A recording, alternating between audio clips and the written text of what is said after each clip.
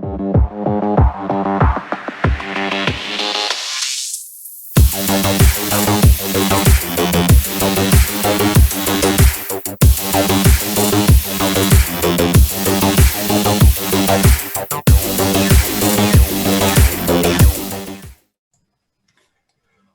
to the Minotaur's Maze. My guest today is Sean Malone, who is the CSO and co-founder of the Sales Ascenders. Sean is a serial entrepreneur, having owned 5 different businesses, whereby his biggest success was taking his electronics company from $250,000 to $8 million in revenue. His strengths come from nearly 2 decades of studying communication, professional sales, and business, and of course, incredible hard work. Sean has also helped 4 different organizations hit the 8-figure mark, and he is relentlessly focused on helping business owners solve the revenue problem so that they can experience the growth and success that they deserve. Sean, thank you for being here and welcome. Zulfikar, I'm so pleased and honored to be here on your podcast. I'm really excited to see where this conversation goes. I'm pumped. Yeah, thank you so much for having me here. Brilliant. And just to kick things off then, give us a very quick rundown about your history and how you got started with your entrepreneurial journey. Yeah. So I'll just jump into my story. Please stop me as I go through, because I'm sure there's going to be some things you're just like, wait a minute, that happened. Yeah. So let's go back 20 years. So just rewind the clock about 20 years ago. And I was finishing university. And as I came out of university, I only had one question on my mind. And I figured the only person that I looked up to and I trusted the most was my dad. So I called my dad on the phone and I said, hey, Dad, I'm coming up to the end of my college career here. How do I make a lot of money? That's the only question I had on my mind. I was like, I want to make a lot of money. Like, how do you do it? And of course, I'd asked somebody who I'd seen, I grew up pushing a broom in his shop. I started at 7 years old, just watching him. And I learned a lot of great life lessons. And what he said to me, he's like, look, you've got 3 choices. And I thought, great. What are these choices? Well, are you a CEO? He asks me. And I said, I'm 21, 22 years old. I don't know much. Like, no, I'm not a CEO. Okay, that one's out. Are you an entertainer? Well, I can't dance, or I can't rap, I can't sing. I don't think I'm an entertainer either. So that one was out. And he said, well, then you only got one other choice. You better go be a sales guy. I was like, great, that's what I got to be. So I took a job as a sales guy selling commodities like aluminum extrusion and steel and sheet metal and some other really random stuff in a business to business capacity. And I sucked. I was literally the worst. Like, I was so bad, right? And here was to prove this to you for 6 weeks, because that's like a month and a half. Okay, think about this. You take a job, first brand new job, new boss, new everything. You go in there for 6 weeks. I was calling 40 to 80 people per day. Wow. And I booked zero appointments. Wow. Right? Right. It wasn't from a lack of effort. And here's what really pissed me off, because always growing up, I was always kind of in the upper half of most of the sports teams that I played on. I had a full ride to play baseball in college, and I came out and it was like, I was the worst. And I was like, was that a commission-based job, or was it? Yeah, there was a small base, and then there was a commission. Yeah, mostly commission. And it was actually, there's kind of 3 ways to pay sales pros, but it was one where basically you get this like non-repaid draw move until your commissions exceed, and then the base goes away. That was the plan that I was on. And so I sucked, and I was horrible. And my boss came to me at the end of 6 weeks, and he says, look, Sean, figure this out, or next week I'm going to have to fire you. And I was like, oh, so I go home, pick up the phone. First thing, Dad, like, how do you do this? I'm failing at it. I hate it. It's miserable. I don't like it. He says, it's so profound. Go to the library and read a book. And I was like, oh, that's great advice. So I go to the library and I picked up a Tom Hopkins book and I start leafing through it. And as I was reading, I remember, I was like, whoa, this is profound. I've never heard this stuff before. And so then I was like, this is interesting. So I go back on Monday, I pick up my phone, and the first call that I make, I start having this great conversation, and I use this little tactic out of the book to book an appointment. And I booked an appointment. And that moment in time, it's like 6 weeks of all that like back pressure feeling just flooded through my body. And there's this intense momentum of like, this is awesome. Like, this is, yeah. And so that moment really shaped my life and my career of where I was going to go. And I realized at that moment, like, I don't know how, I didn't have any idea how I was going to do this, but I needed to master this thing that we call communication. So let's fast forward now about 15 years. My wife and I had spent about 500,000 US in just our personal education to get really good at selling, really good at communication. I learned things like body language, NLP, neuroscience of selling, like everything. Seminar, I went to it. Book, I bought it. Coach, I probably hired that person, right? I've had lunch and sat with a lot, like all the greats. So I got pretty good at sales. I started making quite a bit of commissions. I got to a good place. And then all of a sudden I wanted to my own business. So I cashed in everything that I had. I had a couple houses and some other, I just sold everything. I ended up buying 47% of that electronics company that you mentioned in my intro. Thank you. That was a wonderful intro, by the way. And I came to Las Vegas. So I moved from Colorado to Las Vegas, and this is where I am now. And during this whole run, I started with about 7 people, and I just known that I knew the sales thing now, and I had systems and stuff. So that's how I was able to grow from 7 to 110, because I just went on a tear to find new business. And 7 people to 110 people, excuse me. And then our revenue spiked from 250,000 to 8.5 million.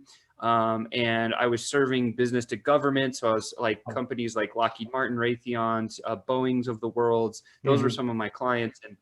And what happened after about 4 years, we were crushing it. I actually had developed this rep network of sales pros across the nation. So 1,027 people were actually reporting to me. So it's kind of a mid-sized biz. Yeah. And I was working with Lockheed Martin in California. And I remember I had a team full of these really brilliant engineers, and we were designing this like cryogenic laser guidance system that would set on a tank. It was really cool, fascinating, high-tech stuff that I knew nothing really about, but I just was a connector. And my business partner calls me and he says like, yo, come back. There's an emergency. I was like, oh my gosh. So I cut the trip and I go back. I walk into his office and he has the guy sitting in his chair. And he says, Sean, sit down. You're going to need to be braced when you hear this. And I was like, what's happening? And he looks at me and he says, I just sold the company to that guy.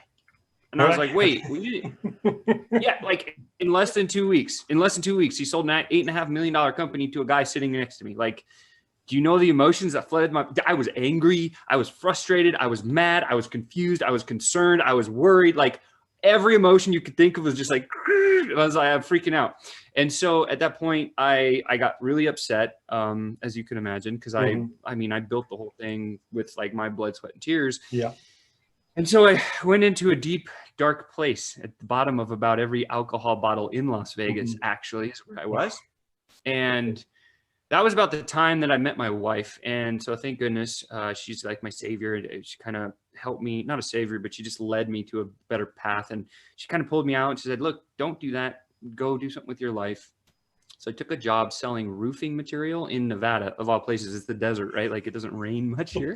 But I started breaking like all the company's big company, like 67-year-old company. I broke all the sales records in the first couple of years there. And it was in roofing. And so what I was working with was these roofing contractors. I'd sell the material, the contractors would put it on, and I would manage that. And I realized that these roofing contractors would like always cut corners, or they would cheat this one thing here, or use this material from another project. And it was like lie, cheat, and steal is not my game. I'm way more ethical than that. So I just said, this is not for me. I'm out. And at that time, it was about 5 years ago, my wife happened to see a Facebook advertisement. And so I was like, okay, show me. She's like, you got to see this. So I saw this little 19-year-old kid bumping around on the beach with no shirt on saying, I just made all this money online. And I knew when I saw that, I was like, if that little pipsqueak can do it, like I can do it too, right? That's what I thought. And so we went down this rabbit hole into this little system that they were selling. And on the back end of it, there was a multi-level marketing MLM direct selling company in medical grade water systems for home use. So it's like a coffee machine. It sits on your countertop and it provides you very high alkalized water, alkaline with electricity included. It's a pretty cool thing. And I love the product, still got it, use it, whatever. However, since I knew the sales piece and we had this now is like my intro to marketing. And I'm like, oh man, never knew marketing before, just knew sales.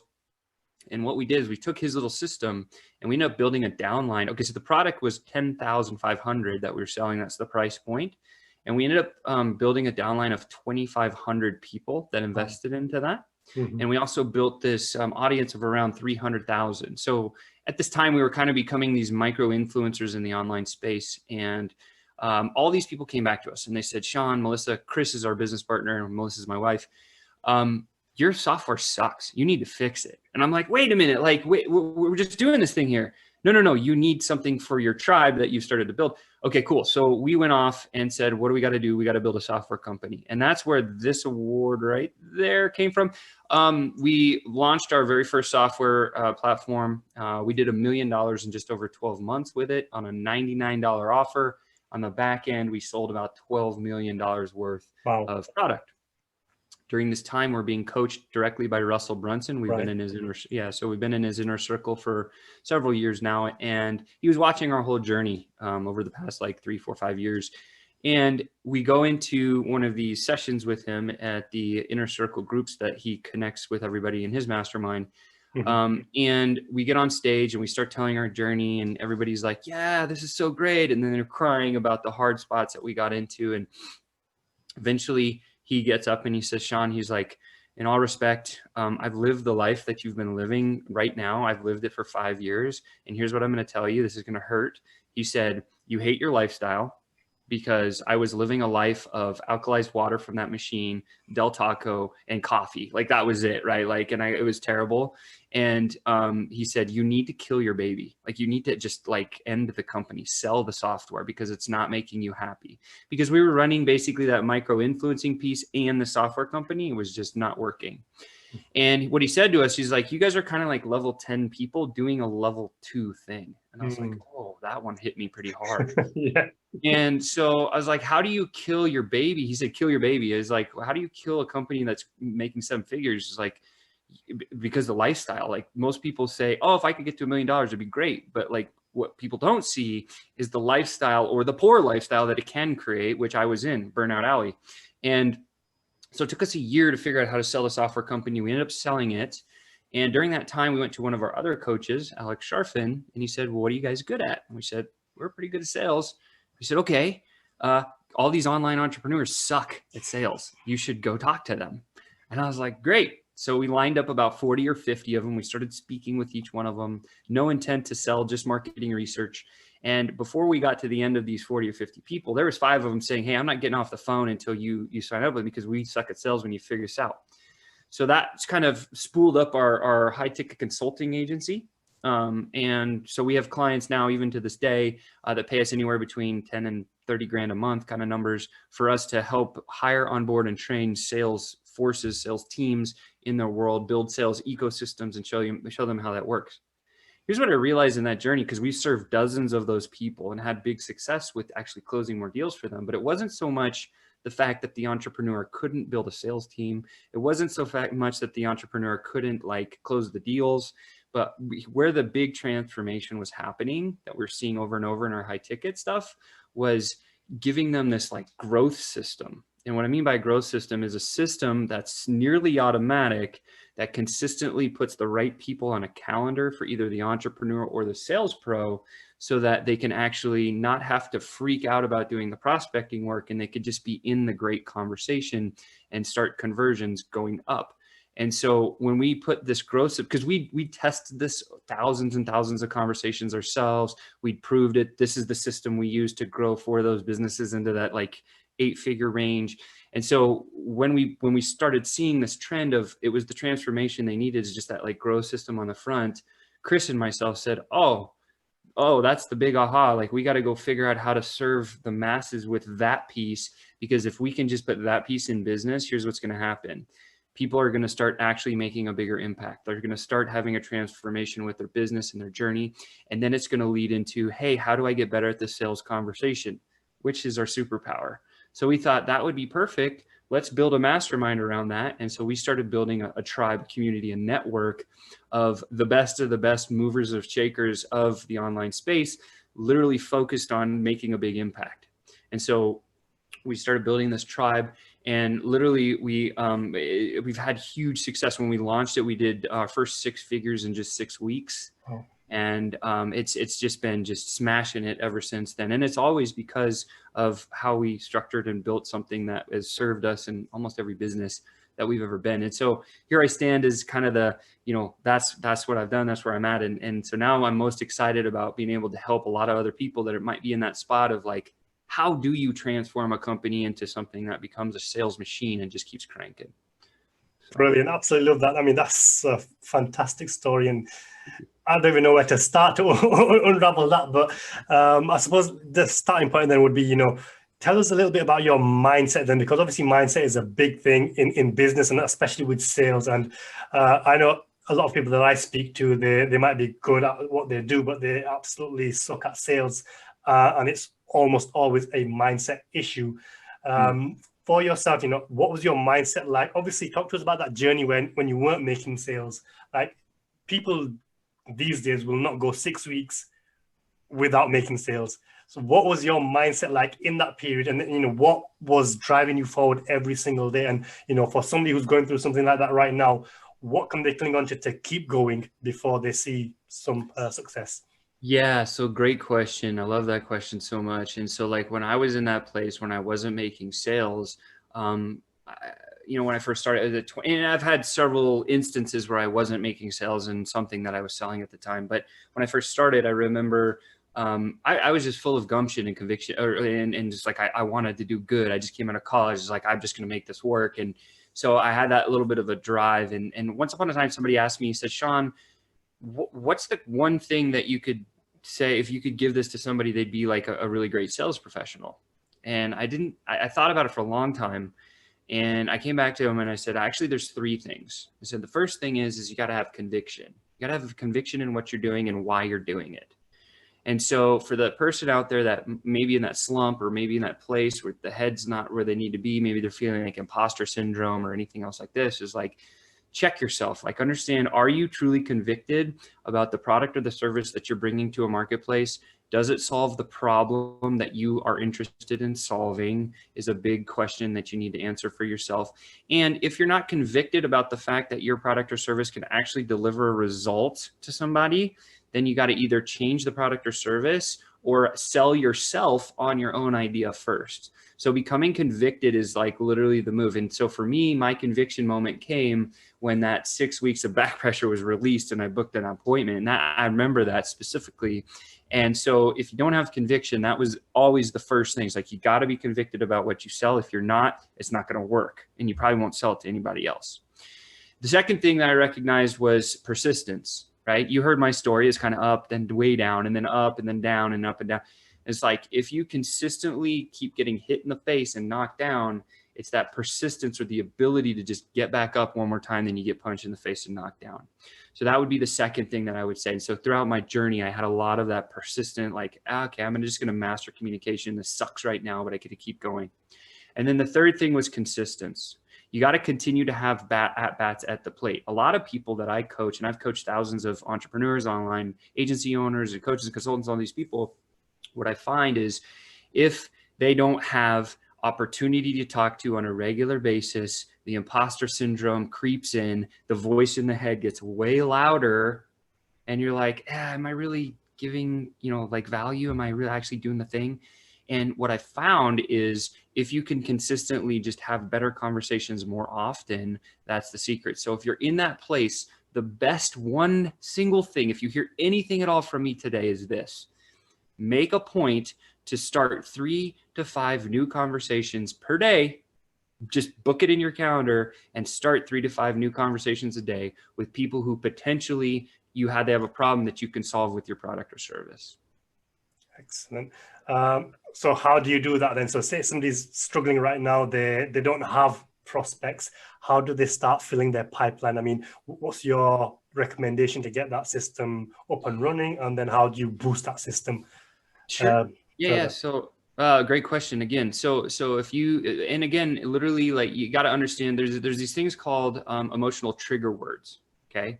So there's a bunch of them, like struggle, worry, concern, annoyed. I actually used an acronym, like the little thing that flies around in the air, WASP, W-A-S-P. So if you wrote down WASP up and down on your piece of paper, if you're listening to me taking notes, the first one's going to be worried about. Second one's going to be annoyed by. Third one's going to be struggling with. And the fourth one's going to be pissed off because. And so if you're looking to just start that conversation, one of the best things you can do is use these emotional trigger words in front of a possible indicator of a problem that you solve for people. So literally like going into a social media environment, whether it be LinkedIn or Instagram or TikTok or Facebook or whatever, right? Statistically proven right now, Facebook is producing kind of the biggest results. That's why we play there. We've made tens of millions of dollars there. So it's like, we always start on Facebook and then it's an and strategy. So for us, we'd go to Facebook. And I would look and research people's profiles. So spend literally, if you need 3 to 5 conversations, go find 10 people that you think might be a fit and then whittle that down to those 3 to 5 every day. So if you find 10, it might take you 15 minutes to find 10 people. It might take you another 2 or 3 minutes to narrow that down to those 3 to 5. And then you just got to hit on something. It's like, hey, I noticed this about your profile. I'm curious, are you ever worried about insert whatever that might be that you can solve? Now that'll start a conversation. And then you can go from there and say, yeah, actually, I do have that problem, or no, I don't have that problem. Now I just use the W. So if they come back saying, no, I don't have that. Well, okay. Are you annoyed that this might be happening in your business? Are you struggling that this is going on? Or maybe are you pissed off that that's happening? And all of a sudden people are like, well, yeah, that one. Okay, great. Well, tell me a little bit more about that. And now we've taken it from like a business indicator problem into what I call the second level of emotional impact, is called business impact. And so it's like, tell me more about that. Like, I don't understand. And then when you get a little bit further in the conversation, you say, great, before we keep going in Messenger, here's what I recommend. Let's just jump on a quick call because I think you have a problem that I can solve. Let me ask you some questions. And then that will drop right onto your calendar with a link, and now you've got it, right? And if you do that over and over, you'll get to a place where you'll have a lot of opportunity on your calendar. And the reason for doing this might not be so much for sales. That will be a byproduct, but it's going to lower that voice, that pressure in your head of the imposter syndrome leaking in, because you know people are actually responding to you and you have activity going. It's like you always want fresh blood, so to speak, in the system, because if blood gets dry, it sucks, right? Does that make sense? Yeah, it makes perfect sense. So, I mean, what I love about that is normally when I ask this question, or I go on the courses and the programs, they all literally say the same thing in different words, which is go into Facebook groups and every day just post value, and then add whoever likes, and then just approach that person who likes your comment. But this is just going straight for it, and this is more likely to generate results faster. I mean, is this what you would recommend people do to get the quickest? Well, I think so. Yeah, so it's a great question. As a follow-up, I'll add to that. I think the move these days is building a movement, right? Mm-hmm. You need to, if you want to make a move, you got to build a movement. And so how do you build a movement? You got to have a place where your tribe can congregate. Now, whether that's in some of your own Facebook group or whatever. And so what we always talk about is, what is the journey that your prospect should go through in order to become a user or product buyer of whatever it is that you're selling. And so for us, we choose Facebook groups. Why? Because right now we know in the marketplace, it's the best place and the easiest way to communicate with mass people that are interested in what you're doing in the first place. So our system, our growth system, what we kind of teach in our mastermind is here's this word track that we've proven thousands of times over, and we put it in your business, and it goes from cold outreach. So we watch movers and shakers who we believe are movers and shakers for maybe 1 or 2 months. And then we send them an invite into our group, very, very not casual, like, hey, we have this group. It rallies around this one topic. I would love to add you because I think you'd be a benefit, or you'd be able to add value in our group. Are you interested? And it's just a very simple, are you interested? And if people say yes, then we say, great, here's the link, take action. Because I'm looking for action takers. And so once they take action and get in my group, then now we have a system that automatically will put them onto our calendar. How does that work? Well, psychologists and experts have proven that it takes kind of 7 to 12 touches for somebody to lower their barriers, sales resistance, and increase their sales acceptance. So if you can lower the resistance by touch points, by what we call this nurture concept, then all of a sudden now they're like, oh yeah, I'll take a call with you. I'll understand. I'm okay with this. I've heard from you a couple of times. And so that's really where it's at. So we drive from cold outreach into our group, onto our calendar. And then from the calendar, we either do one or two things. If we can help them solve the problem that we solve, we'll have that conversation. And if we can't, we'll either refer them to somebody who can solve a problem that we've discovered during the call, or we'll connect them with somebody that's either that we know that can work with them as a client capacity or whatever else have you. Does that make sense?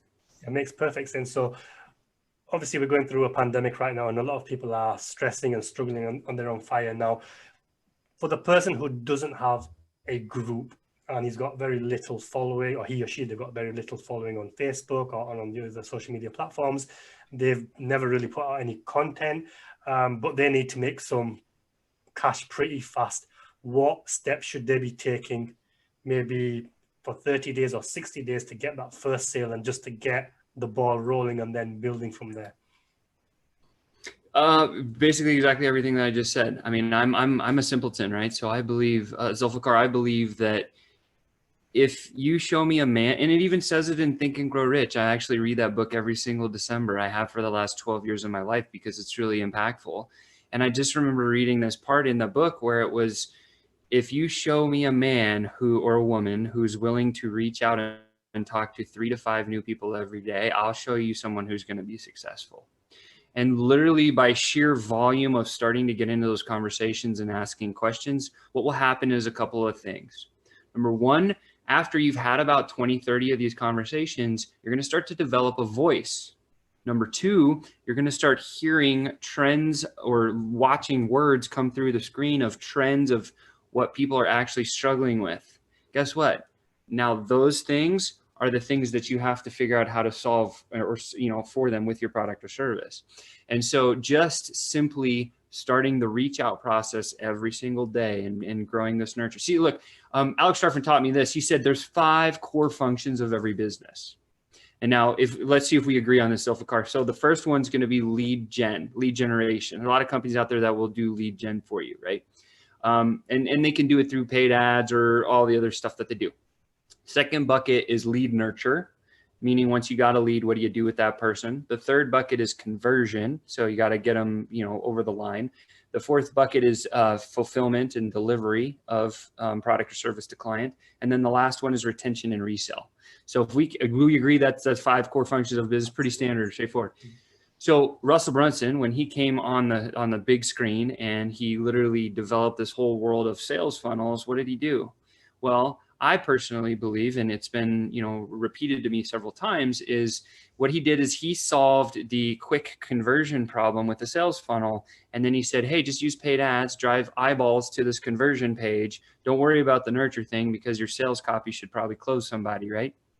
And so there was this void that was created. Thank you, Russell, for creating a void and actually solving a big problem at scale for a lot of people. But he gave us this little niche of something that we've been practicing for now 20 years and getting really good at, was this nurture conversation. And it always goes back to those 7 to 12 touches. Here's what I will tell you. If you have a sales team or you're an entrepreneur doing sales, I bet if you do decide to go prospecting, most people will start the initial reach out, but then they'll just drop it off the back end of the table. Has that ever happened to you? Look, you're smiling. What does that mean? Yeah. Absolutely. And so even then it's like, okay, I'll just start 3 to 5 new conversations. Well, it's like you start 3 to 5 today, and then tomorrow you start 3 to 5 new ones. And then the next day you do it again. What about the first day, like those 3 to 5, you got to touch them a couple more times through this process to get them indoctrinated into your world to make sure that you can actually solve a problem. And that's where I feel like most people fall down, is in that second bucket. And so like most agency owners and consultants and coaches and all these people that we work with at a very high level, they always have that problem. So what would you recommend? So if, say, for example, you send somebody a call outreach message, they don't respond, how many times should you follow up before you start to get annoying, or you should start going elsewhere to save up? Yeah. So I always believe in a 3-strike rule, right? So if somebody strikes out, I played baseball in college, so I guess why the rules come to me, but it's like 3 strikes and you're out kind of a thing. If you reach out once and there's some interest, and then you reach out again and there's no interest, and then you reach out a third time and you just get ghosted or it goes dark, to me, I know that there's 2 billion users just on Facebook, and then who knows what Instagram and all these other platforms. Like there's so many people out there. Like if somebody doesn't want to be, here's a story I'll share. So imagine you are you're flying a helicopter now. Okay, you're with me. You're flying a helicopter, and we're coming around, and there's this flood, and your job as a helicopter pilot is to save the people that are in the flood. And so you see these people that are on this house, and the house collapses, and now they're on the water, and you're in the helicopter, and you kind of hover down over top of them, and you got your team in your helicopter, and you're like, go, go, go, get the people. And so two of your guys jump out of the helicopter, and they go down in the water. Now they're in the water, and they're waiting. And you're like, hey guys, we're over here. We can help you. You have a choice. There are going to be some people that fell off that house into the water that are going to start swimming like hell to get towards you, right? And then there's going to be other people like, oh, save me, I'm floating down the river. Which one do you want to work with? The guy that's swimming towards you, guess what? He's going to be the better pick. Why? Because he believes in self-preservation. And the same concept applies when it comes to prospecting. Is like, look, if you reach out to somebody and they're not swimming towards you or raising your hand, like, who cares? Just move on, right? You don't have the problem that you can't solve the problem that they have right now, right? Brilliant. And you know, we need to touch upon this because it's such a problem for so many people. Is they still see sales as a dirty word, as it's something which is deplorable, which annoys people. Like, what do you say to those people to change their mindset and make them understand that sales is in fact the lifeblood of every business? Well, I would challenge their mindset by saying this or asking this question, like, what is the oldest profession on earth? Can you tell me? I couldn't tell you, no. What is it? Sales. Okay. A lot of people say it's prostitution. But even in that conversation of prostitution way back in the day, somebody was selling somebody there, right? Yes. So people think sales is a bad thing. Like, I'm sorry, but it's been the oldest profession since forever. And so maybe it's just you had a bad experience. Let's talk about that. Did you go to the car lot and you had some guy that was super sleazy on you? Did you go into Best Buy and there was some guy just nagging on you? Like, what gave you that experience? Did you hear somebody in your family have a bad experience and that gave you that head trash? Like, where did it come from? Because let's figure that out. Because once you can realize where the root of the problem is about your mindset around sales, that's where you start. Figure out where it came from, squash it, and move forward. And just understand that businesses don't move forward without sales. Businesses don't move forward without prospecting systems. They just don't, right?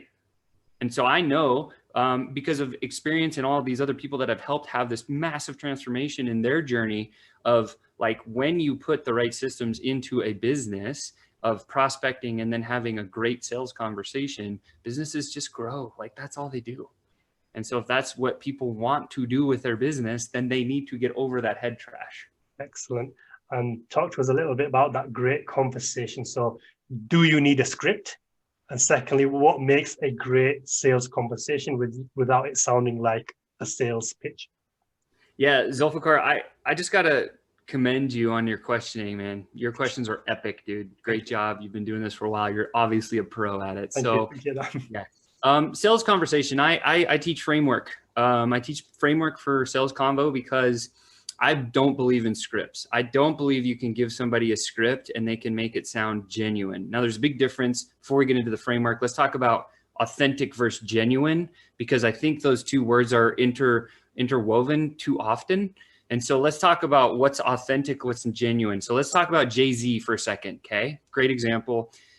If you go to a Jay-Z concert, you want to see what you think is authentic Jay-Z coming out on stage and just crushing it with his words and his dance moves and whatever he does.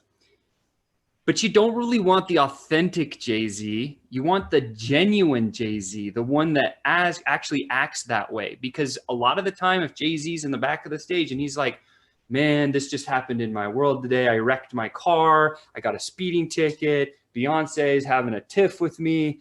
And now I have to go perform. You don't want to see that Jay-Z on the stage, do you? No, that's the authentic Jay-Z. The genuine one says, look, I'm going to compartmentalize that part of my life for a minute. I'm going to go be the genuine guy that I got to be.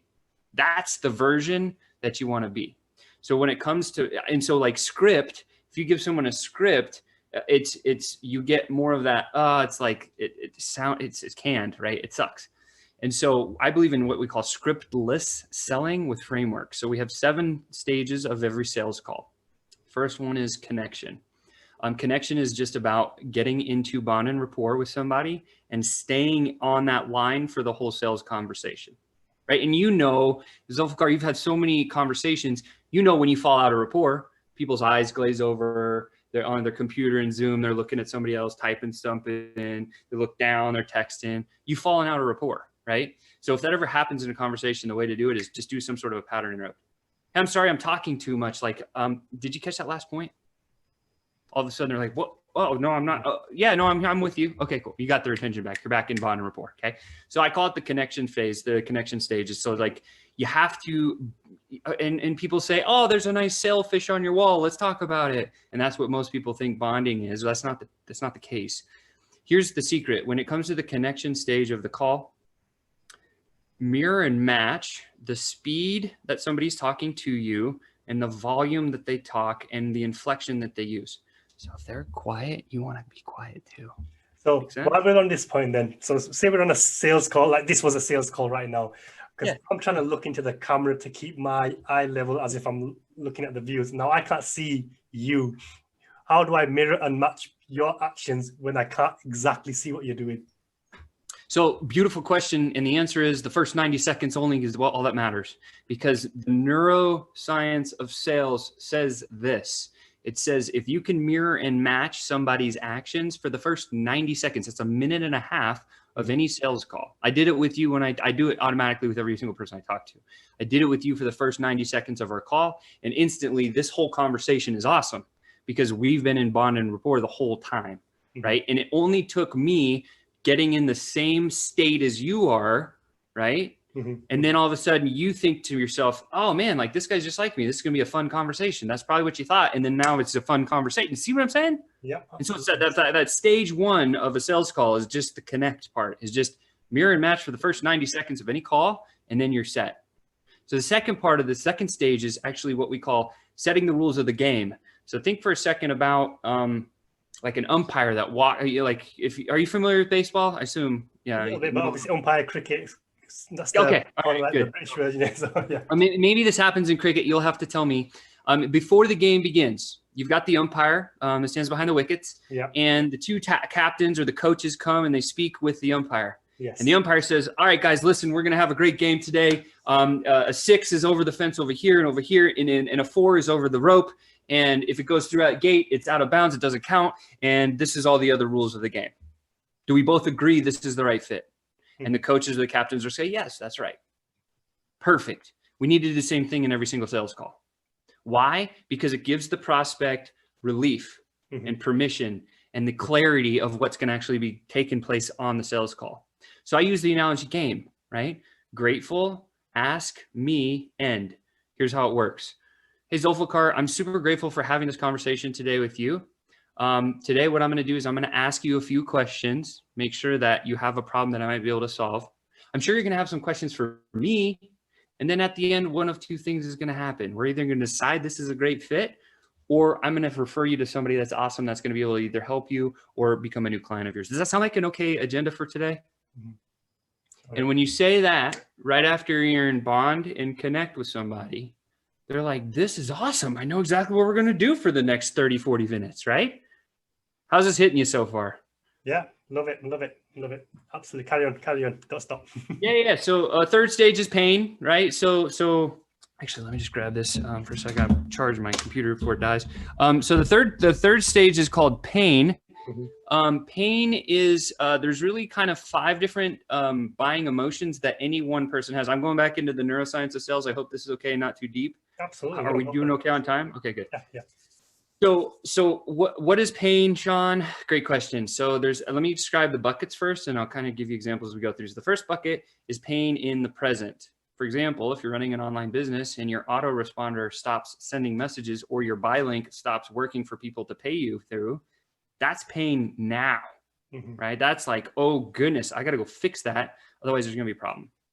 So that's the first one, pain in the present. Now, all sales professionals and sales ascenders, that's kind of the tribe that we built, the sales ascenders, which is the next level, is focused on pain in the present. It's the most powerful reason for somebody to take action over the action threshold.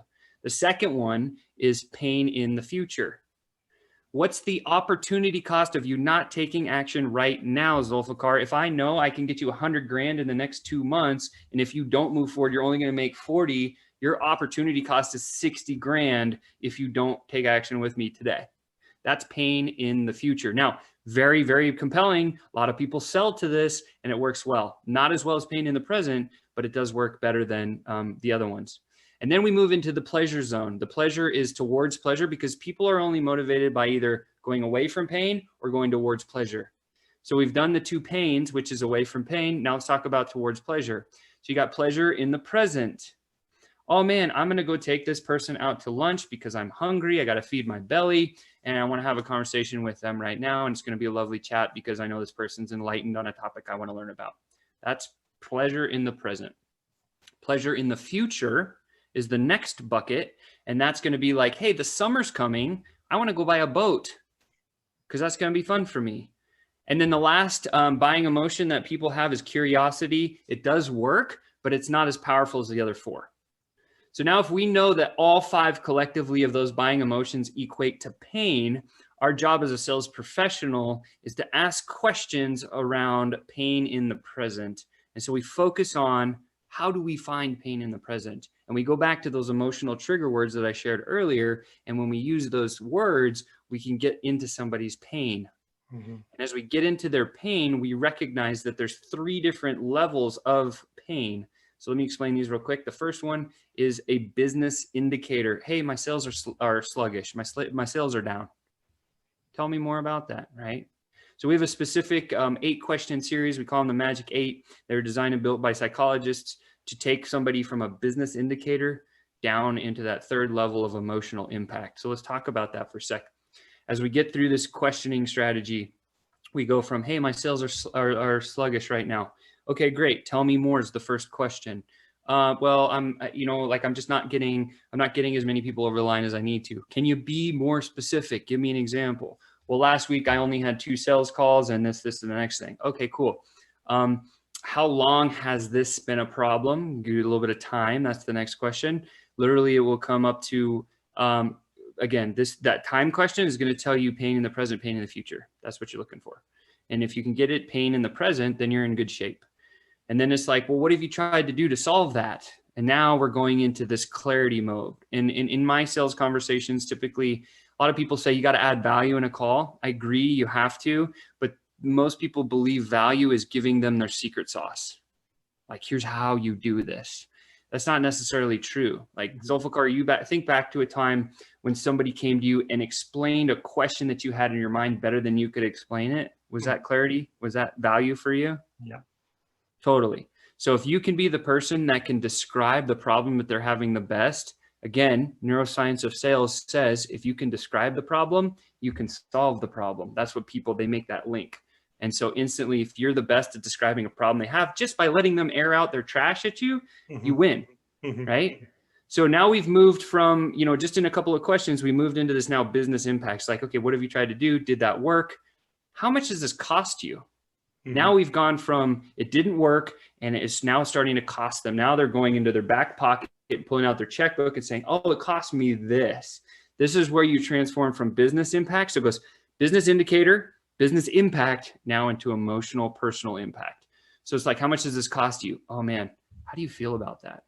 Oh, I hate this. I haven't been able to solve my sales problem. I'm still struggling with it.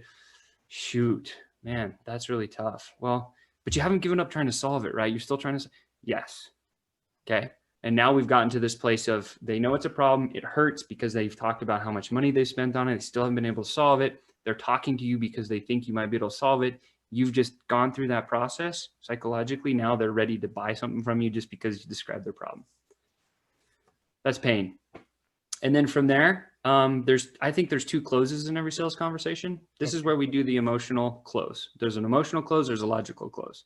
So the emotional close, just be like, hey, look, Zulfikar, I know I can solve that sales problem for you because I've done it every single day for the past 20 years for thousands of people.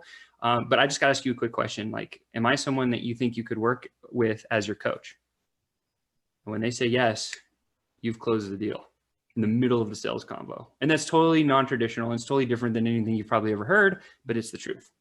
because now I know that we have a connected bond. You just said yes to me on an emotional level. And I say, great, let's just work out the rest of the deals. Let's talk about budget for a second. Like, and then you can switch from this nurturing parent mode into an adult to adult conversation.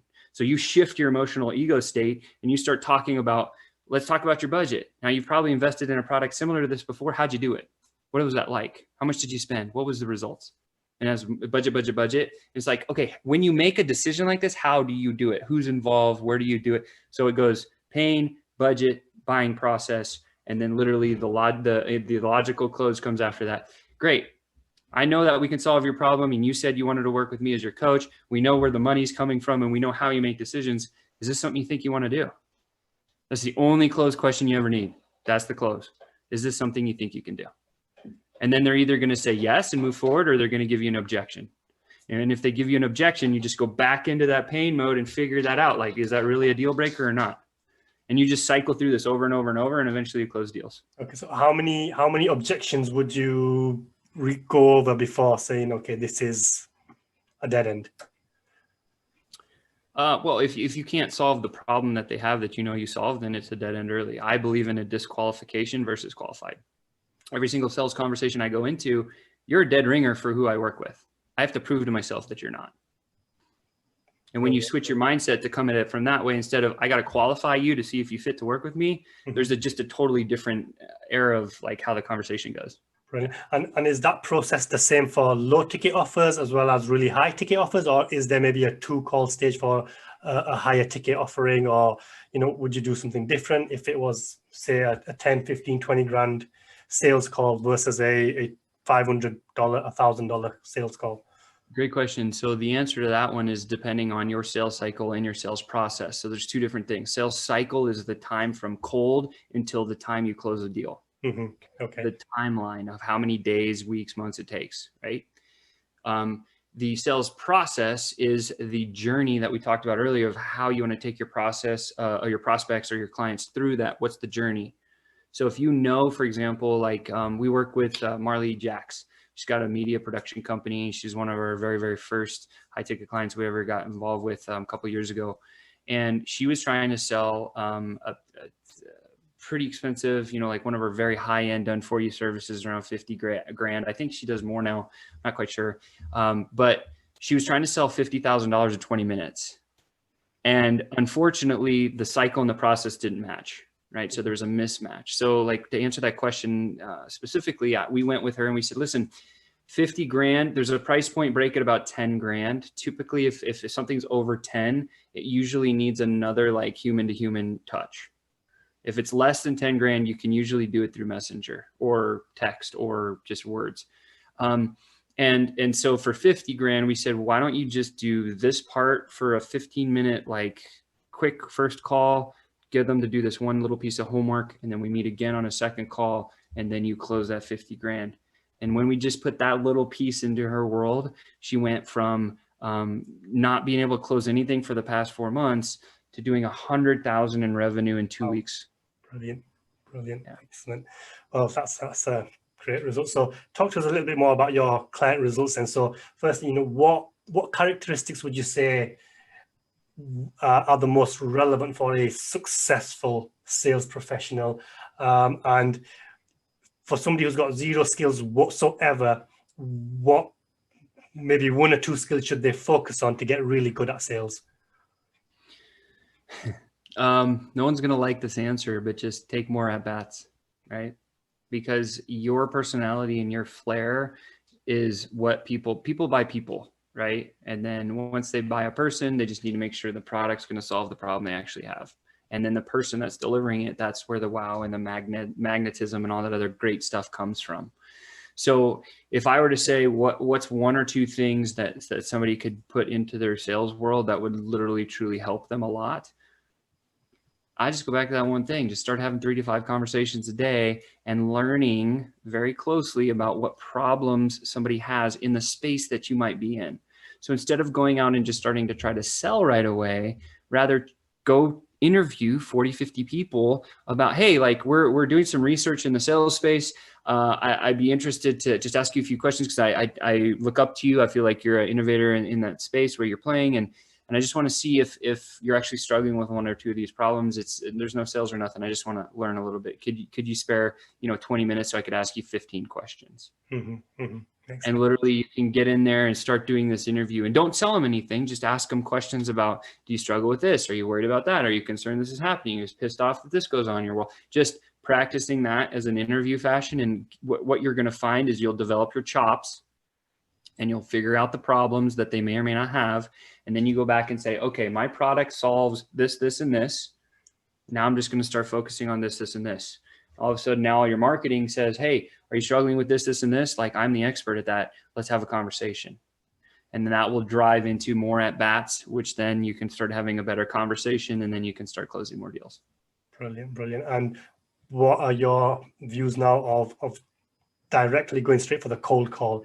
Is that still an effective strategy? And if so, how should you approach it? If you've never sent a message or anything, you're just going straight for the call, how should you open that conversation and go through the call? So just like opening the phone book and starting to make phone calls. Yes. Talking about. So I always believe in the and strategy. So I believe you got to find one method that works the best for you, whether it's starting in Messenger into a phone call, or if it's opening the phone book and just banging phones, or if it's building a team that you got a appointment setter and then a closer, or however you structure your sales stuff.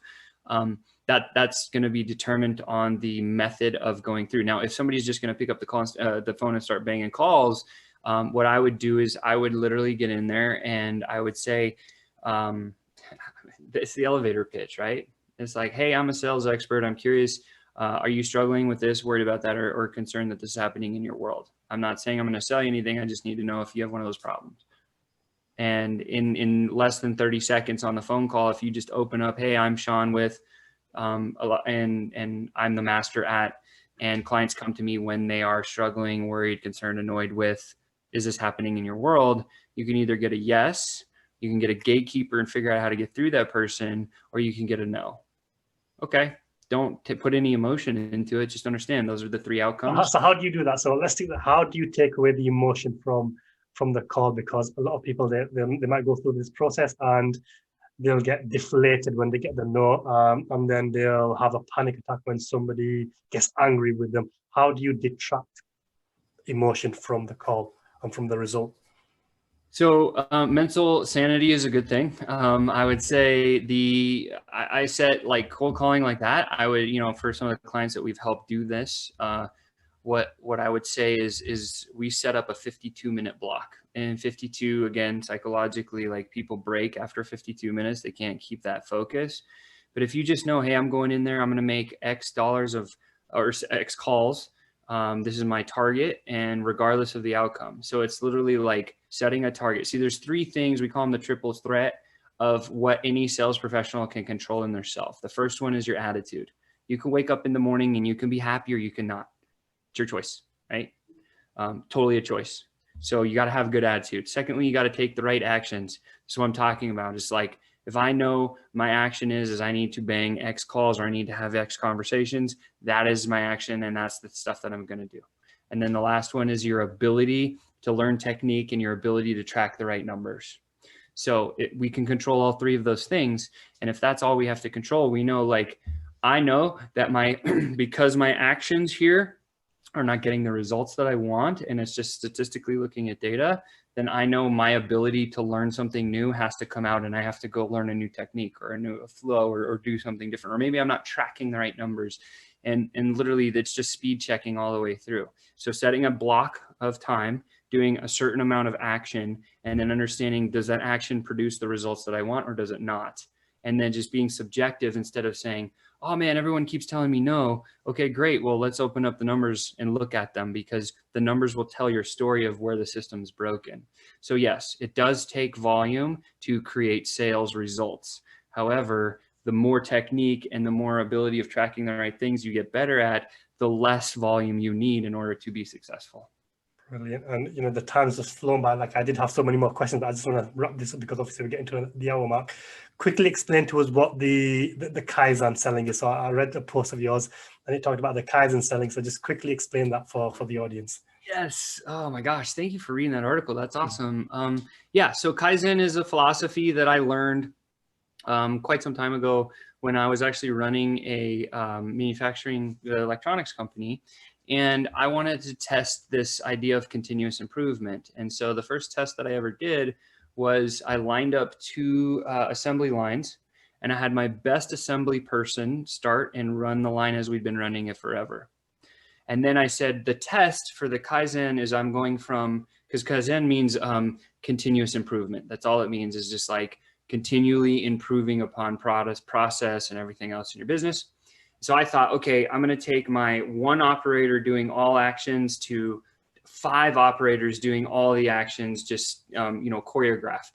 And so I built these little, like a 5-station thing, and I had one guy do all 5 stations, and I had 5 people against that one person to see the quality, the output, the results that they could both create. And in that test, the results were the people that were, so basically the 5 people, they would get the bundle, they would do 3 movements, and then they would check that, and they'd pass that as a batch to the next person, who their first task was then to check those 3 actions, do their 3 actions, pass it on. The next person checks their 3 actions, does their 3 actions, and passes it on. And instead of one person doing all 20 actions and then moving to the end of the thing, what we found was the line with 5 people far exceeded in terms of time, in terms of quality, and all of it just blew it away. And so for me, that was an eye-opening move to say, okay, look, like this was just a little split test. So Kaizen in a sales system is very similar. Like you have a flow, you have a process, you have a cycle, you know what it is. Your job is to speed check that on a regular basis, whether it be once a month, once a quarter, whatever, and then see, is it producing the types of results compared to industry standards and benchmarks? Is it not? And if it's not, what could we test to improve it? And so every so often having a team huddle or meeting and just saying, listen, like this thing is doing this, which is good, but what if we could boost it by X%? Here's an option or an idea. And then you discuss it as a brain trust. And then you come to a formulation of a plan, and then you test the plan. And if the plan beats the original test or benchmark, or if the plan beats the benchmark, then you switch into the new form, and you just continue doing that over and over. And that's the Kaizen selling method. Yeah. Okay, brilliant. And just a couple of quick more questions. So earlier you said, obviously you've paid a lot for coaching and courses, and obviously that was a very high sum. And one complaint that I hear a lot is, well, you've got the money for coaching, I don't have the money for coaching, so I'm never going to be that good. So for people that don't have the money for coaching, what can they do now to move forward without coaching and just start generating income and leveling up their life and their sales skills? Yeah, well, selfishly, I'd say get an invite into our Facebook group, because we'll keep on coaching you. We have a lot of really amazing free content, but that's the other thing I would say is, like, the world these days has so much great free content that's out there. You just got to go online and find someone like you. I mean, like I could listen to you all day, man. Like at first I was like, what is this? Now I'm like, no, you really know your stuff. So, and that's it. So when you vibe with somebody, listen to them. What I will say is just start with free. Use something that will get you a result. Like in my case, I went to the library and I rented a book. I had so much debt and I was just in a bad place. Like people say, oh, Sean, you have all this money. No, like when I started, I was broke. I'm with you. I was in your shoes. What did I do? I went to the library and I started reading sales books. Like that's all I did. Like it's just, again, it's the action. It's just like my attitude was, I got to become the best, right? Get the head trash out. Second was, what's the action I can take to become the best? Well, I know every day I need to learn something and grow in communications, bigger than sales. And so every single day, even to this day, like my routine in the morning, I always learn something, right? So you can learn stuff for free. And then when you start to earn some income, I would totally recommend hiring a coach. If you can't hire a coach quite yet, go to a seminar, and that's it, right? And just step your way into that learning, because here's the biggest impact that will make is it will collapse your time frame. Because if you, so for example, Zulfikar, you play with software all day. If you got into a new software that you had no idea, it's going to take you a while to get the result you're trying to look using that software, right? However, if you could go to the organization that built the software and said, look, I want to hire you for an hour of your time to show me the right buttons to click to get this result, guess what's going to happen? In an hour, instead of all that time, you're going to figure out in 1 hour how to get the result you're looking for. Which is the better play? Yes, it costs money. Yes, it's an investment, but the return, how much time did you save and what's your hour per hour cost? Because that number is going to far exceed anything else. If that makes sense. That makes perfect sense. So just to wrap up then, obviously we'll wrap it now, but if you can just let us know who your ideal client is, what exactly you do for them, and how can they find more information about where can they go to contact you? Yeah, thank you so much. So the best clients for us are somebody that sells stuff in the online space. I personally have always liked the high ticket stuff. So I look for, course creators that have a course that's $497 and above, $2,000 above, $3,000 and above. I like mastermind people that run masterminds are a brilliant fit. People that have software as a service, startups in that space, great spot for us. Agency owners, we've served dozens of them and watched their journey just explode. So if you're in the online space, you're a course creator, a coach, or an agency owner, or a consultant, or a software as a service, those are usually the best categories that we can serve at the highest level. Most of the time, almost all the time, we are business to business, just because I believe the people that are selling B2B seem to like level up and I'm not saying anything good or bad or different. I mean, I was in an MLM for a long time, but and so yeah, B2B in that space. And then to contact us, it's very simple. Just go to our Facebook group, just go to Facebook groups and then look up Sales Ascenders Inner Circle and get yourself an invite. It's free. I go live Tuesday, Wednesday, and Thursday with what I call my high ticket tune-ups. It's a 10-minute or less snap of every single day of here's one thing to think about as you're going through your sales journey. We also do this really kick-ass member spotlight stuff. So if you have something that's really new and innovative and fresh, we'll actually interview you on our platforms. We have quite a few. And then, yeah, we just have, beyond that, we actually speak with every single person in our group. And that's totally non-traditional and different because look, we're actually using a Facebook group to create a dynamic and electric network. Yeah. Brilliant. And we will drop the link for that Facebook group below the video here on YouTube and then on the podcast as well. Brilliant interview. I mean, I've really enjoyed this, and you can always tell when you've enjoyed something when you don't realize how fast the hour's gone. Like I said, I did have so many more questions, but maybe we'll save that for another day or another conversation. Sure. Yep. I appreciate you coming here and sharing your insight. It's been wonderful. Thank you. And then have you just got any final words of encouragement for people obviously going through a tough time right now? What would you say to them? Yeah, somebody asked me yesterday, I got interviewed yesterday, and they asked me, they said, Sean, if you had to give yourself some advice in the past, what would you do? And I thought to myself, man, I'd probably go back to my 20-year-old self. And I would tell myself a couple of things.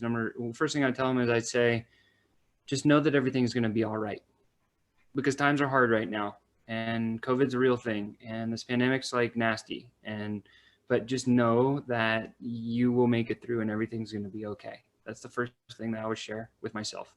Second thing I would share with myself is give yourself permission to play in your own lane, right? Figure out what your superpower is. If you're first just getting started in a new business, you're probably going to be wearing a lot of different hats, and that's okay. It's okay.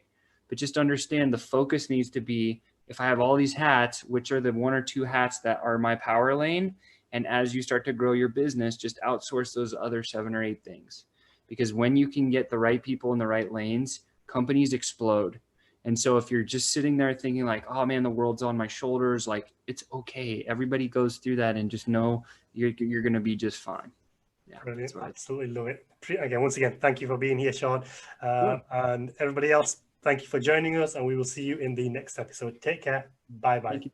Bye-bye.